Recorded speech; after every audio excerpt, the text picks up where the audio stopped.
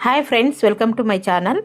ఈరోజు ఉల్లికాడల కూర ఏ విధంగా చేసుకోవాలో మనం ఇప్పుడు చూసేద్దామా. ఈ కూర అన్నంలోకి, చపాతీలకి, రొట్టెలకి అద్భుతంగా ఉంటుంది. ఉల్లికాడలను ఇప్పుడు కర్రీ చూసేద్దాం. ముందుగా ఉల్లికాడలను ఈ విధంగా కడిగేసి శుభ్రంగా కట్ చేసి పెట్టుకోవాలి. ఉల్లికాడల్లో వచ్చే ఉల్లిపాయలతోనే ఈరోజు మనము ఉల్లికాడల కూర చేస్తున్నాం. దాంట్లోకి కొన్ని టమాటాలు కావాలి, ఉప్పు, కారము, ధనియాల పొడి, గరం మసాలా ఇవి కావాలి. ఇప్పుడు ఉల్లికాడల కర్రీ ఏ విధంగా చేసుకోవాలో చూద్దాం. స్టవ్ మీద ప్యాన్ పెట్టి అందులో ఆవాలు, జీలకర్ర, ఎండుమిర్చి, కొద్దిగా వెల్లుల్లి దంచేసి ఫ్రై చేసుకోవాలి. తర్వాత ఉల్లికాడలను కట్ చేసి పెట్టుకున్నాం కదా, వాటిని వేసి కొద్దిగా లైట్గా ఉప్పు చల్లి బాగా వేయించుకోవాలి. ఇవి మొత్తం మగ్గిపోయేంత వరకు వేయించుకున్న తర్వాత టమాటాలు వేసుకోవాలి. చూడండి, ఇలాగా ఉల్లికాడల్లో నీరంతా ఇంకిపోయేంత వరకు మూత పెట్టేసి చక్కగా ఉడికించుకున్న తర్వాత కొద్దిగా అల్లం వెల్లుల్లి పేస్ట్ వేసుకోవాలి.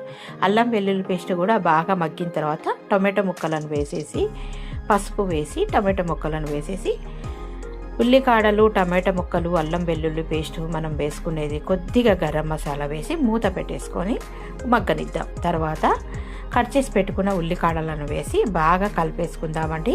వావ్, చూడండి, ఇందులో నీరంతా ఇంకిపోయేంత వరకు మూత పెట్టేసుకొని మగ్గనిద్దాం.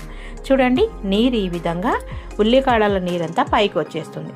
ఈ ఉల్లికాడల నీరు ఇంకిపోయేంత వరకు కర్రీని బాగా కలుపుకొని రుచికి తగినంత ఉప్పు, కారం వేసేసుకుందాము. ఇప్పుడు ఉప్పు వేసి ఒక 2 నిమిషాలు మగ్గనిచ్చిన తర్వాత రుచికి తగినంత కారం వేసుకోవాలి. తర్వాత కారం కూడా పచ్చివాసన లేకుండా కలిపేసుకొని తర్వాత గరం మసాలా వేసుకుందాం.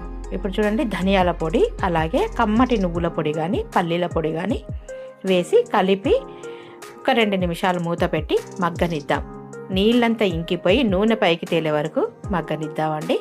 చూడండి, ఈ విధంగా నూనె పైకి తేలి చక్కగా మగ్గిపోయింది.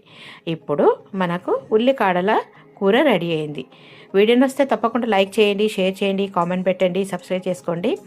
అలాగే ఫుల్ వీడియో కింద లింక్ ఇస్తాను, చెక్అవుట్ చేయండి. ఉల్లికాడల టమాటా కర్రీ నచ్చిందా? నచ్చినట్టయితే తప్పకుండా లైక్ చేయండి. గుమగుమలాడిపోతుంది. ఇది అన్నంలోకి, చపాతీకి, రైస్కి సైడ్ డిష్గా పనిచేస్తుంది. Please subscribe. Thank you for watching.